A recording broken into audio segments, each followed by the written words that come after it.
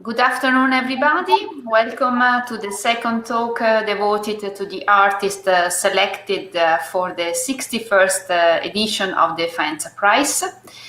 I'd like to thank all of you for the many visualization of the first talk and for attending this virtual meeting. We received many appreciation and good comments, so thank you to all of you.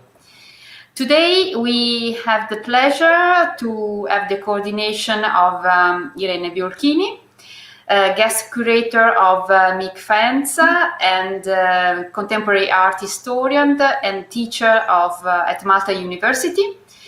I'd like to thank her for the important work done for this jury, for this special edition. And of course, this is the opportunity to thank the jury in total for their great support. So I leave the stage to Irene and have a good talk. And thank you everybody for listening. Thank you. First of all, thank you for the invitation, for giving us the opportunity of talking at least of your work, of meeting, of trying to debate about ceramics and contemporary art. So thank you for the invitation. And thank you also for the long work we did together as a guest curator. I had the pleasure of working with some of the artists we are introducing today. Victor and Ekaterina exhibited at the with me. And so it's a way of meeting again, finally, and with T-yong and Frank instead, it's the good opportunity of meeting, discussing, and hopefully to work in person very soon.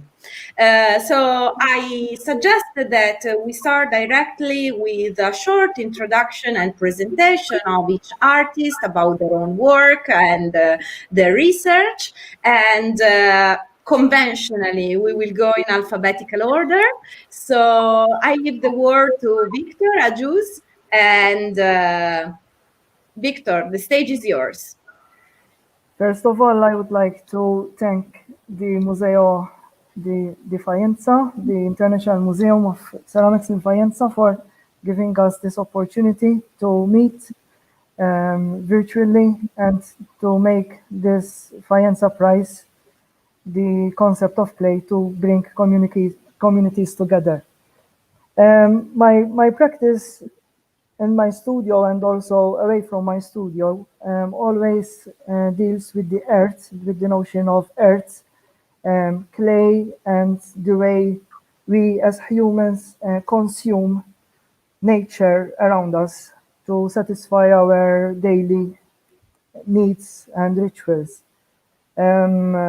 I come from a background in Gozo, Malta, a tiny island in the middle of the Mediterranean, in which our culture is similar to the Sud dell'Italia, like the feasts of Sicily and Spain, when in the summer all the villages have their religious festivals, and the papier-mâché statues, the Baroque heritage of Valletta.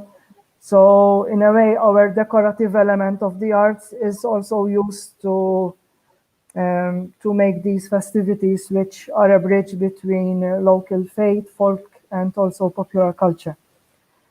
As we go along in these works, these are some of my earlier studies in which I tried to deconstruct and construct again the notion of form, the formlessness of form, mainly inspired from the huge megaliths of a prehistoric temple, a UNESCO site called Gigantia Temples, which is a megalithic site in my hometown, dating back to 3800 before Christ in Shara, Gozo. And in this site, I always found my inspiration how even since prehistory, men used nature and constructed spaces using megaliths to dialogue with what was unknown, or with other spiritual concepts, which are always in a way abstract. These are some of my earlier ceramics. Some of them were even exhibited in Venice, in which I literally use different clays. I fuse stoneware grass with also local place which I collect from the island where I live. The presentation can progress while I am discussing other images, please. And this was a performance I did after I came back from my studies at Central St. Martin's in London. It was 2010, and I also, like, instead of doing the small sculptures, I went on another scale and did like an excavation in the notion of clay, in its spiritual values and its link with our bodies, as we are also earth and we are going back to the earth. And this was a project named Pulverem Reverteris, and the local cemetery, Il Cimitero, here in Shara, it was being extended. So there were new tombs which were being built and excavated, and I did a short private event, a performance in which I used clay and my body. It was August, it was very hot, a heat wave. And through documentation, I documented this event. These are some stills of what I used. So there were like the elements, the earth, the fire, water, obviously the air. Yes. That was an intervention I did when I took large, giant prints out of nature. So it was a project called Fuses. And I found large megaliths in the countryside on my Mediterranean island of Gozo, because sometimes my studio, like a nomad, I go out of my studio and I carry my materials in my van, my car, or sometimes I even hire or take my father's bigger, larger truck. And I take my studio elsewhere to work within nature, not just seeing nature, but working within nature with it. So you study the elements, the decay, and here I literally put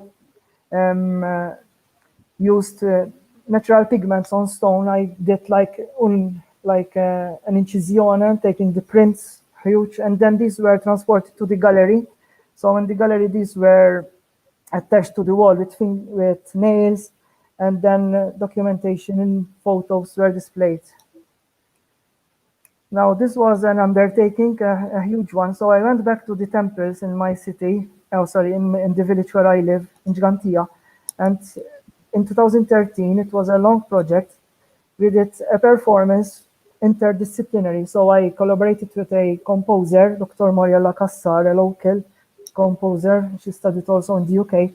And Professor Vince Briffa was our curator. And after years of research, we did a dialogue with this prehistoric place through my interventions in sculpture and video.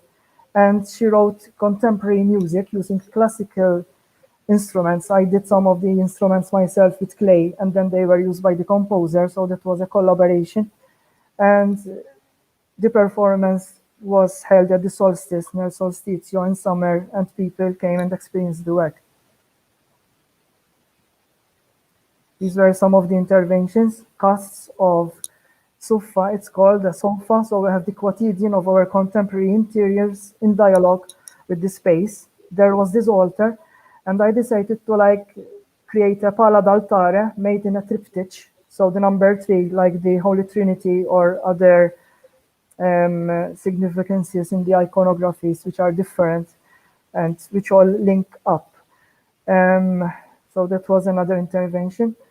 And here I am again using found objects, found materials, discarded furniture, which then I adjusted and built on top of each other, as if reaching up, doing a tower of fate on Campanile, a bell tower. And then I went to Denmark. I was invited to exhibit at the European Ceramic Context in Bornholm, and these were exhibited at the Museum of Art of Bornholm in Denmark during the ceramic context. These are grass, stoneware ceramics. Some of them deal with the notion of Genesis, other with grammars of creation. So there is also always that cycle, the dialogue, the relation between life, death, birth, and regeneration, tutto tondo, as if like Yeah. The times of the year, stagioni, day and the night, the concept of time, which are always evolving, like a cyclical, un ciclo. Yeah, in fact, Victor, from your introduction, there are some concepts that seems quite constant in your research. One is the idea of the eternity, or rather than eternity, the cyclicality of time and nature. And particularly in reference to nature and your surroundings, there is the concept of earth in itself that's really important in your work and keeps coming up. And even for the artwork that you presented for this edition, there is this main aspect of different kind of earth that are coexisting in the overall installation. No? May I ask you, how did you select that particular earth? From where was coming the inspiration, at least? And you are talking about my final piece for the Premio, or for my Yes, the artwork that you presented for the Premio. Okay. So these are other images of different works. They can still be visible here. For Premio Faenza, first of all, it was created recently. And I am a nomad here, so whenever there is a construction company building a huge tower of apartments in Malta, and they do the excavation for the underground garages, they are like ripping apart the earth. So different types of clay, of sand start to come up, and they will be eventually left to be mixed with other debris. So for me, that's the prime material, materia prima. So I go there and I extract materials, and my studio is like a laboratory of different earths with all their narratives, geology, color, texture, whatever. In here, I have the grass which I normally use, which is fired to like 1280, 1300 degrees. But when I come to the decoration, the slip and gobbio, the slips, I also use terra rossa and local blue clay, which is found here in Gozo, which, as I explained, it is found not only in valleys, but when they are doing these excavations for buildings. So there is the link between the geological time of the history of clay and the recent developments in which we are constantly consuming the earth. Yeah. Either at the time of the temples, where they used it to create the holy space, or today when we have the new religion of consumerism and the concrete buildings which are affecting our Mediterranean skylines. So in these earth rituals, which I am presenting in Faenza, there is also that large circle of terra rossa. It's La Terra Rossa, the red ochre, which I use so much also in my paintings and performances. A rich ochre soil, which with some water emits a beautiful chroma, beautiful pigment. So there is that circle, which also goes back to the rituals of the stone circles, like Stonehenge or Shara stone circle in Gozo. So it's like a circle when rituals are the same. They just change on the outer surface, but in reality, they are sometimes also using the same elements. So it's like rituals still go on, but they just change face. And here we have also the concrete bricks, which are like elevating the sacred earth as if they are now on an altar, but a sacrificial altar of concrete and bricks. There are also those spheres, which I call genesis. They also relate to a huge genesis sphere, which I did at the Fine Arts in Valletta. It was 3 meters in diameter.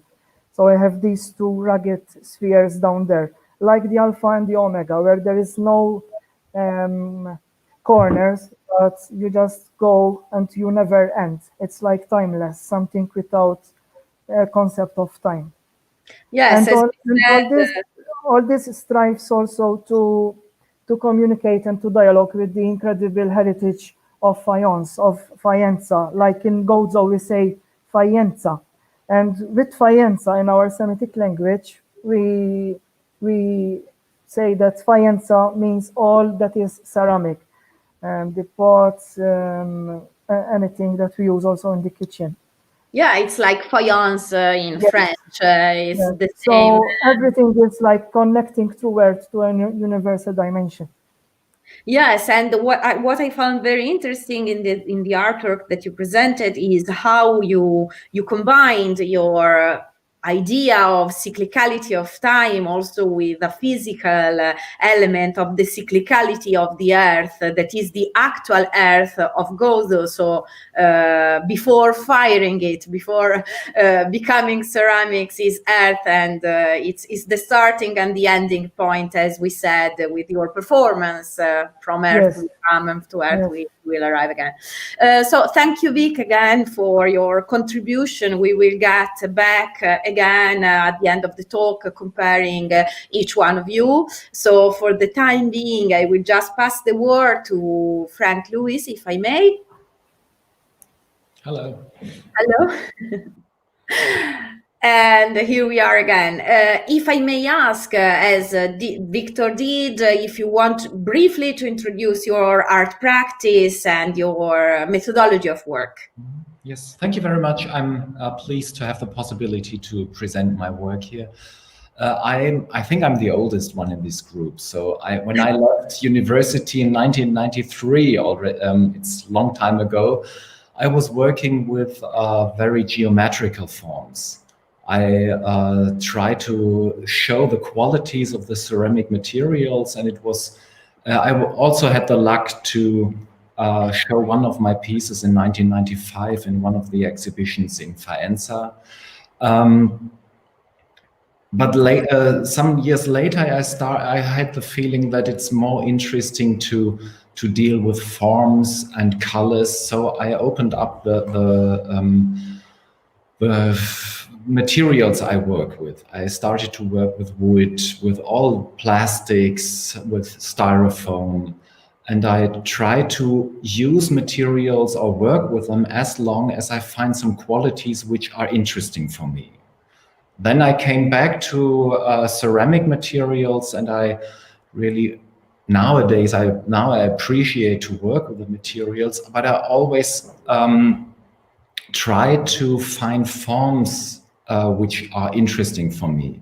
The work you see here is an attempt to find a solid form for something which is really very, it's like air, it's a cloud, and I try to find a clay, fired clay is like a stone, and I try to make this transformation from a very soft thing like a cloud, which really doesn't have a material, into something which is like a stone.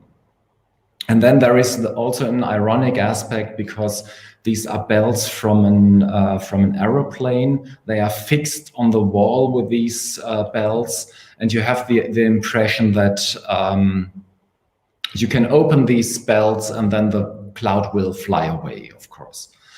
And the similar idea is here in this work. It's straw, which is transformed into a ceramic object, and it really looks like straw. And you also have these forks into this in these objects, and but of course it's also an ironic thing that these are very hard things, and you could never get these forks inside of them.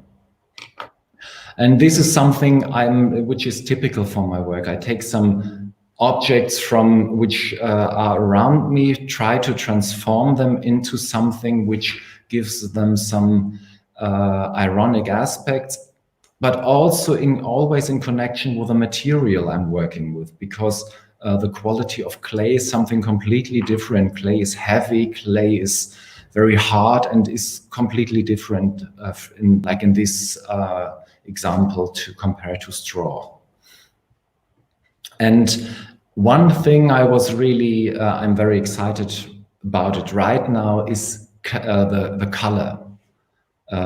If you're working with ceramic materials, you really have a very great variety of glazes, and especially in this field of hobby ceramics, you find terrible, ugly, beautiful glazes, which I used for this work. You can see here, these are plastic containers, and I made some ceramic objects which are lying in them, and they are you don't really know, they look like some very ugly material, they look very liquid and soft, but on the other hand side, they are beautiful.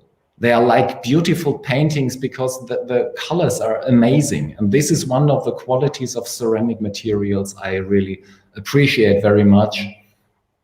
And it's interesting to see for this work, for example, if it makes a very big difference where you place it. If you place it in a studio, in an art gallery with white walls, they look very clean and shiny. But if you put them in some other place, their appearance really changes, and it's interesting to see. And that's. For example, these are also examples of these clouds I tried to make. It was very difficult to make a cloud because you never really get an image of a cloud, and it's difficult to make it into this solid form. But if you look at them, you sometimes have the same impression as you have if you look at a cloud, that you see forms, that you see shapes in them which do not really exist, and then they change. If for example, if the light is changing, you don't see them anymore. And so I'm a very curious person, and I always try to find new forms. I make sketches or some maquettes, and then I try to enlarge them to make these big things. And this is a piece I try to make a very big shape, which looks a little like marzipan. And then you have these axes in it, which they are really in the form. So you really have the impression that somebody heard this form and divided it into 3 parts, which was a heavy job to do. But of course, there you also have this ironic material aspect, because if you would treat this ceramic thing with an axe, they would break in another way that it is shown here in this piece. Yeah, and size is also one aspect which is really interesting for me, because ceramic works, at least in former times, tended to be very small objects, because the size of kiln always limits the size of the material of the objects, and of course sometimes also limit your ideas.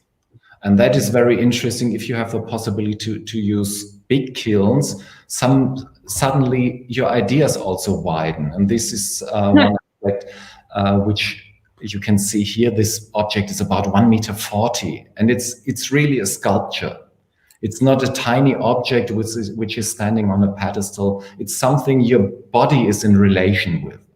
And this is very interesting, that things relate to you. And these are smaller things. And this is also one of my favorite glazes. It's a very kitschy, shiny bronze glaze, and I really love it because it also shows the surrounding space in the object. It's really mirroring, and you see the place in the object. And for me, spaces are very important, because art pieces, they have you have an object in a space. And this together makes the meaning of the object. And meaning is not meant as a kind of message. It is an opportunity for a viewer to relate itself with the object or with the whole installation. And this is also, this was my work, which should have been shown in the exhibition. Exactly. Yeah. And this is a little similar to the things we saw before, these colorful, very liquid, very ugly objects in a way, but also on the other hand, very beautiful. And here I combined them with these live bells, these live rings, which I must admit the political statement which is behind it was not. That was the question, because while you were introducing your artwork, quite honestly and in a very good way, you spoke about irony, the presentation of something playful, also a possible way of playing with colors, with kitsch. So always something from one side catchy, and but at the same time very full of joy and hope. With the work that instead you presented for the Faenza Prize, I found something more uncanny in this work. I don't know if it's a sovereign interpretation of if it is wanted somehow. I really must admit that I didn't make this work to attempt to make a statement. Mm-hmm. It happened by surprise, I must admit.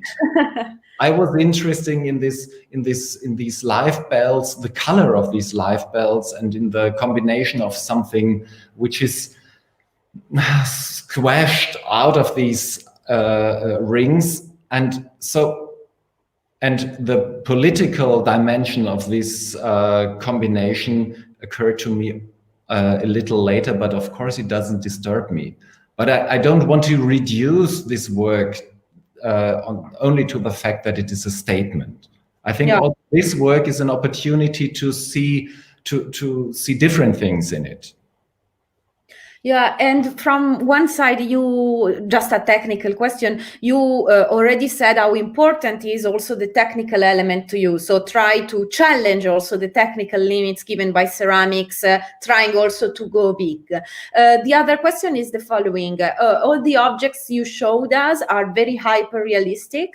Each and every part of your artwork is made in ceramics, or you go sometimes also with a combination of elements like the safe belt are original, are in ceramic, same goes for the axes. I'm really open to all material, and only in the recent years I really integrated objects into my artwork. But maybe next year I will use another material. I'm really open. It's my curiosity to see things, and if another material is better, then I would take another material. But at the moment, the quality of these glazes, which are very interesting because they are color and material at the same time. And this is the difference to, for example, to paint. If you have a lacquer, it's just a cover of a surface and a color. But glaze is material. You can look into it. You can look through it sometimes. And this is very interesting for me at the moment. Yeah, it adds another level of possible interpretation without any doubt. Thank you so much, Frank. We will get back again because I think it's very interesting to compare your ironic, hyper-realistic approach to the rituals, almost sacrifice of Victor, no? It seems two complete different words, but they meet finally. So thank you. Thanks a lot. I will pass the word, just following this order we gave ourselves, to Ekaterina, another artist with whom I worked, as I said, and it's beautiful to meet you again. So thank you. Go ahead, Ekaterina. Hello, my name is Ekaterina. I'm Russian. I graduated in Academy of Fine Arts in St. Petersburg. I studied painting, and also during my studies, I studied a lot of techniques, a lot of materials, as well as all students in Academy. Since 2009, I live in Rome. I moved in Rome, and where I live still now, and I work here in Italy. And I have to say that its movement, it's changed completely my my world and my art. And I started to use a new approach in my art and new research in yes, here you can see my, normally I work now on the books, and everybody asks me which books I use. And I have to say it's old, used, for me it's important because it's old, used books. It's school books, some technical books, because for me it's important that it's not a novel or poetry, it's only technical books, because it's work with my concept. My research starts from a psychological reflection on the individual, archetypes and memories. I have always been interested in the border between instinct and reason. So what does it mean? I use in this work, I use some symbols that you can read here. You can see the cake is a birthday cake. You can see the feet of a child, and you can see this kind of Rorschach test, with in one case become the butterfly. So it's just the next step of the test, when you can recognize something and you can explain something. And so for me,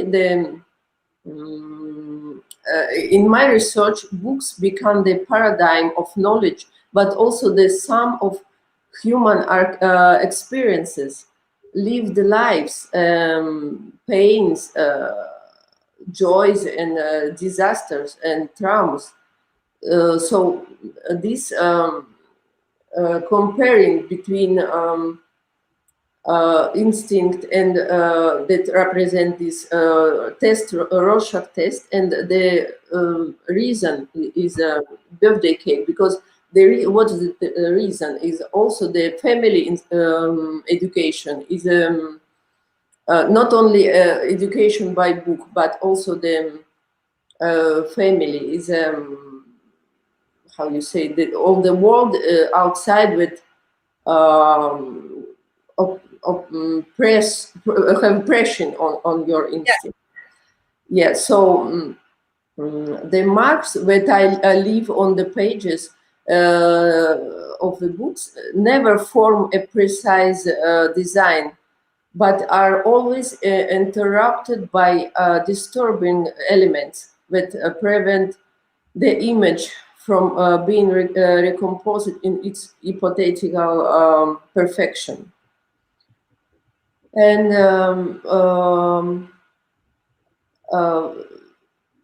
in my research, I used a lot of materials, like and a lot of medium, like also video, like you see here the ink on the paper, and finally I used also ceramic. Yes, here you can see the part of the installation, last exhibition, Crossing My Garden, where I constructed the garden, and I used a lot of medium, like maybe you can pass to the image of the installation. Here, for example, I always use books, but I introduce also the clay and the ceramic, but also I use the natural materials, like here you can see a nest. But what is it, the ceramic now? Ceramic is a mold of laces. I need this, or maybe you can ask me why why I use ceramic on the books. Yeah, that was the question, in the sense that, just to do a little bit of background history, when I met you, you were working on your books with ink, and as we said, the most important element was these analyses of this Rochard, and again, uncanny images that can be somehow detected and somehow not.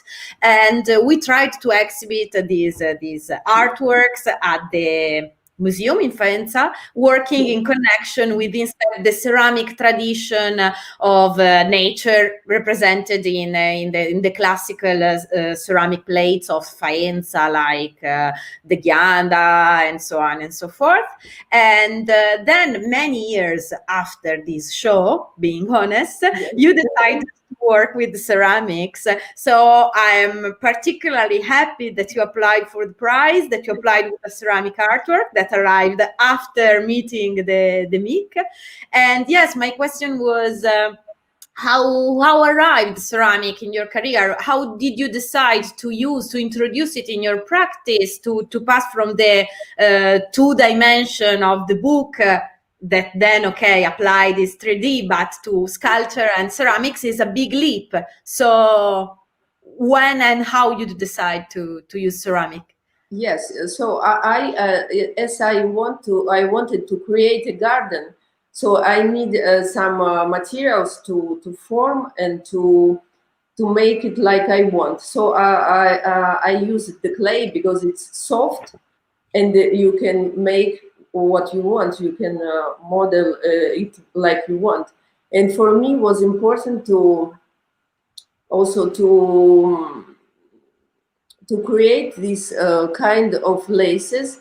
Yes, it's laces, and that looks natural, looks like natural laces. But when you see it near, you can see that it's hard, and it's become another object. It's not only laces.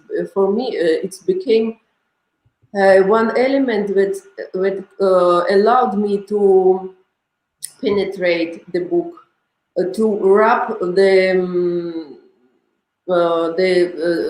trunk of a tree. It's allowed. Yes, it's allowed me to have an imprint. Yes, to create this landscape.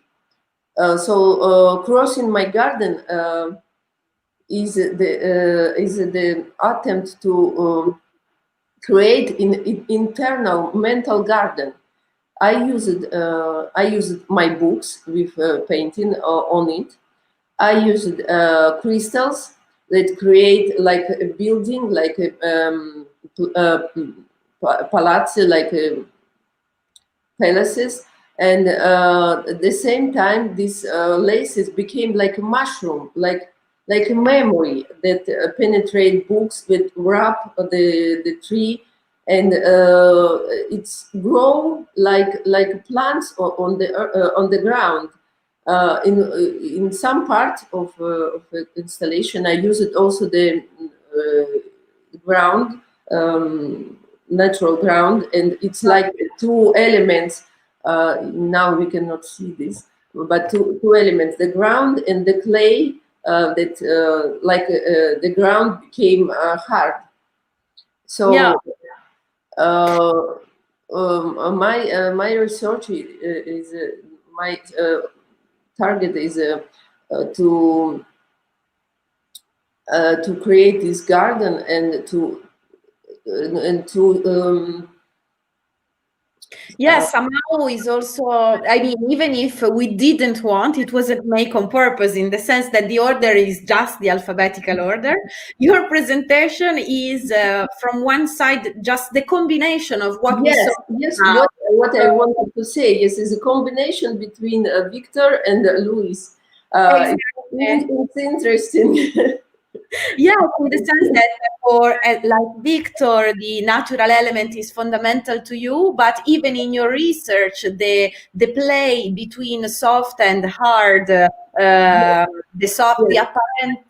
just apparent softness of the material is still there. So what is really interesting is that your presentation arrived at a very perfect timing for us. And also for me, it was interesting to transform these laces in another thing, like mushrooms. And in the same time, you can interpret like you like you want. For me, it was the element that you need all these parts of installation. Yeah.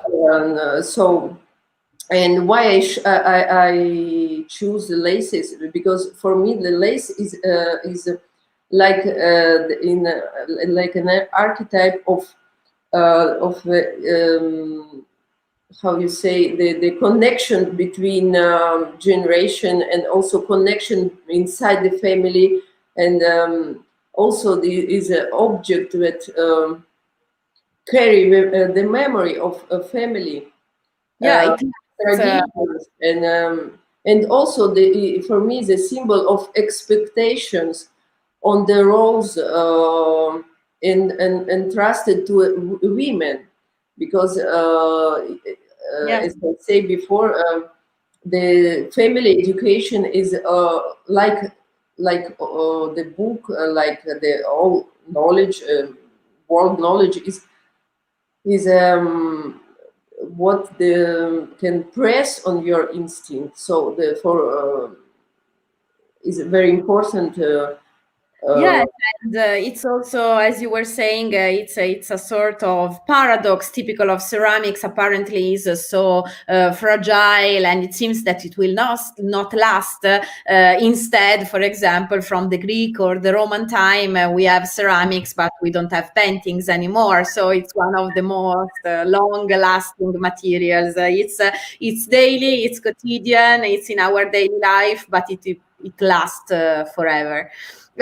So thank you a lot. I hope that we can discuss this connection between Luis, Victor, and you after. And I will pass the word to the last but not least artist today, T-yong, to introduce yourself, and then we go. Okay. Hello, my name is T-yong Chung, and I'm Korean artist, live in Milan for 19 years, and I really love to discover Italian sculpture skill. So I use many different material, and I use plaster, bronze, and wax, and also ceramic. So I'd like to show some of my works to explain about my artwork.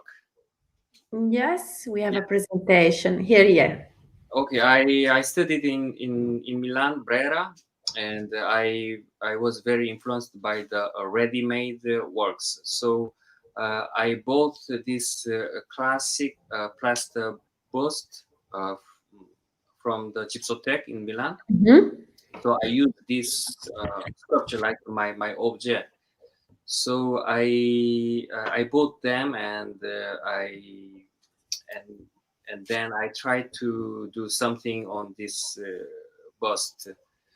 You can see my sculpture was the cutting by something. Actually, it's I erased the faces by the sanding machine, industrial sanding machine. So I don't know why I did it, but I'd like to do this practice for to discover something inside of the sculpture, or maybe I'd like to the contact from inside to outside. So but the research was very interesting for me. So maybe it could be, balanced from the image and to empty space, or it could be some connection from the Europe image to Oriental the concept, and then I try to do the portrait by the clay. So I using the classic skill from the sculpture. I try to do the portrait, and then I do the casting with the plaster, and then I try to erase the image. So, but every time I'd like to use the the basis. So maybe you can see the two. I composed by the with the sculpture and the basis. So the sculpture is made by me, but its basis print is for me the era on sense of the connection bridge from my sculpture to something else. So um, I use the print like on bridge, or it could be some sense of the, how can I say, is system of the something absolute. So so I use very different of the material, but at the same time I use the different material of the basis. And this is my wife, and I made by the bronze and waxes, and you can see the same figure, but it's with a different material. You can feel some something something something. And yes, this is bronze work. Yeah, this is another material. Yeah. As I said, I really love to use different material, and that period I discovered this the skill of the bronze made, made in Italy, and then you can see also the different base print is I very geometric, but I did it. I mean I how can I say, saldare? Yes, you worked with bronze and you fixed it. Yeah, I fixed also bases. So it's very. It seems like a very geometric, but it's very casuale. I made Yes, out of casualty. Yeah. casuality. I made it like that moment.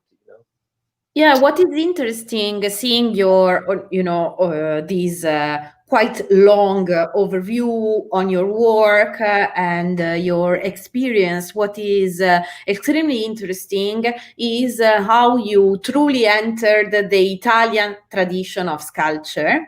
Yeah. And what is interesting is that also the artwork you presented for the prize was made in Italy, but was made with a color that is, it's almost a tribute to the Celadon tradition and technique. So I wanted to ask you if Celadon was actually on your mind when you started to work, and how important was this tradition of your motherland compared to Italy, or the other way around, or maybe they coexist and that's it.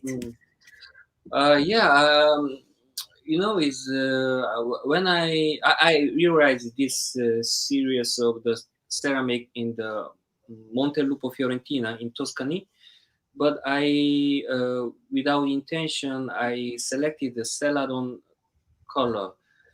I don't know why, but I think I that moment I was connected with my origin. So I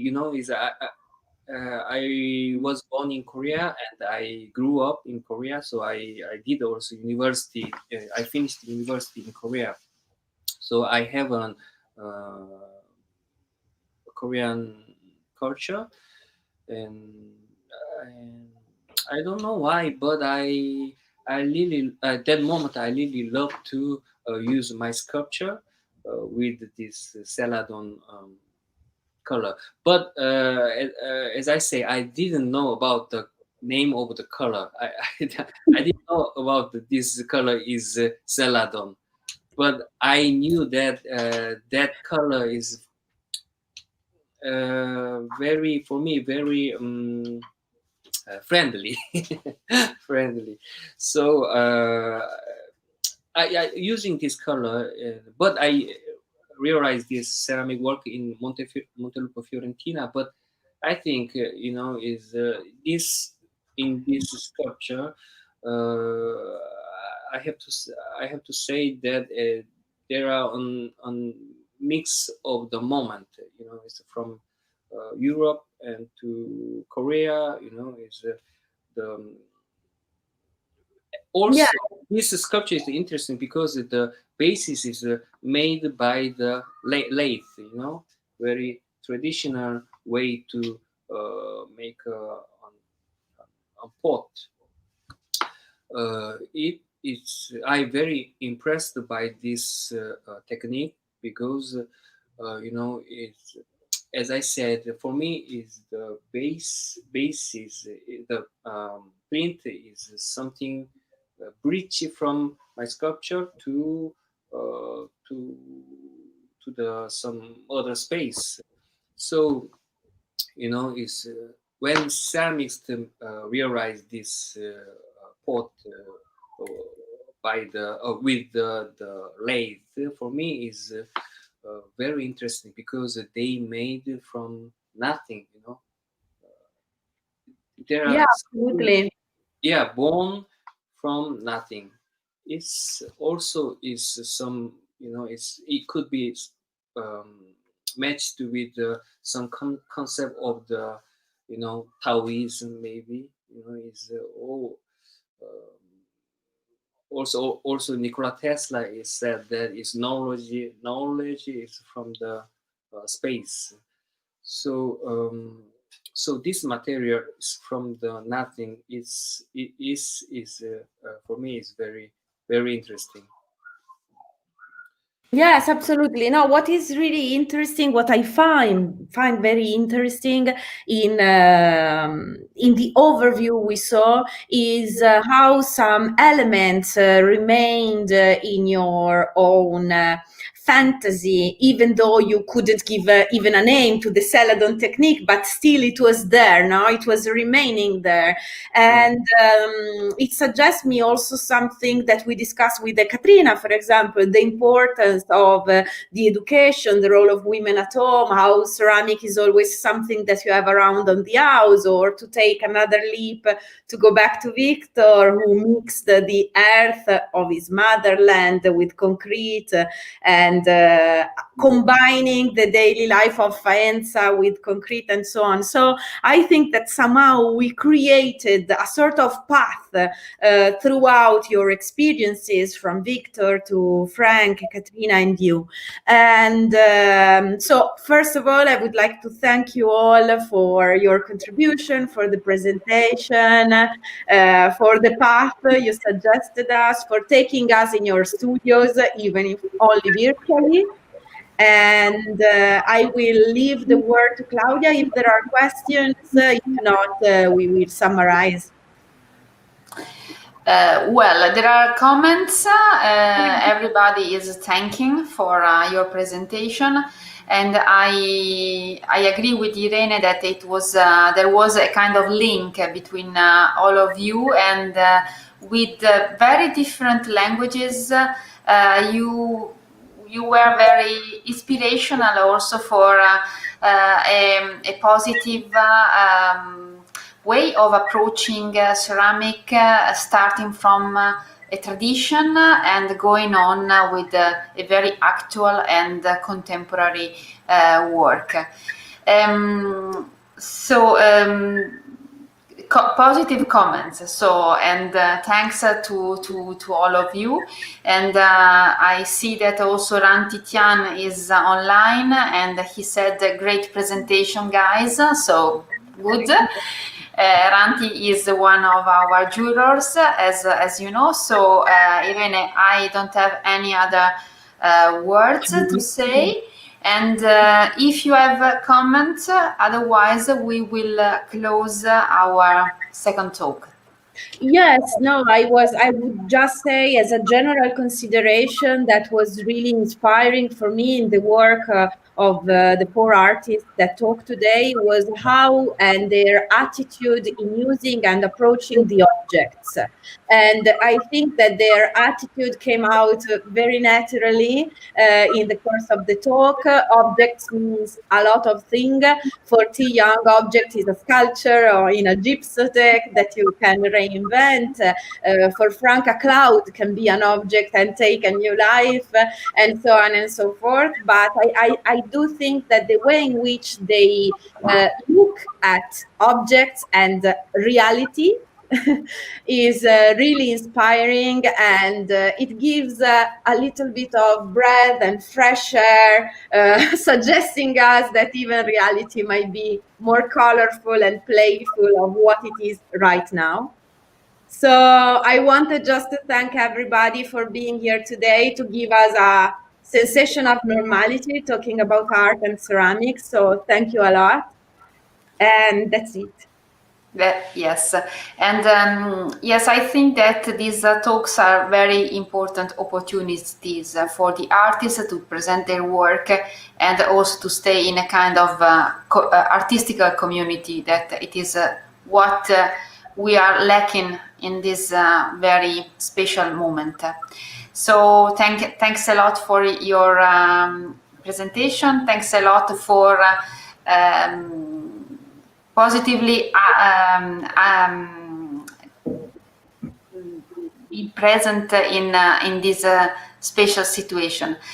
Next Thursday we will have another jurors who will present other artists, and it's a great pleasure for us because she was so busy that she didn't know if it was possible for her to attend the Faenza Prize jury, and we were very happy that she accepted, and the person is Judith Schwartz, Professor Emeritus at the University of New York. So thanks a lot for her presence, her support. And she will present and she will introduce the work of other 5 artists: Elmi Brugman, Fausto Salvi, Noemi Iglesias Barrios, Jacqueline Say, and Ben Fineran. So it will be another opportunity to share knowledge, to share poetics, and to see beautiful works. So thanks everybody for having attended this second talk, and stay tuned, and we will meet next Thursday. So thank you very much. Thank you. Goodbye. Thank you. Thank Bye. you.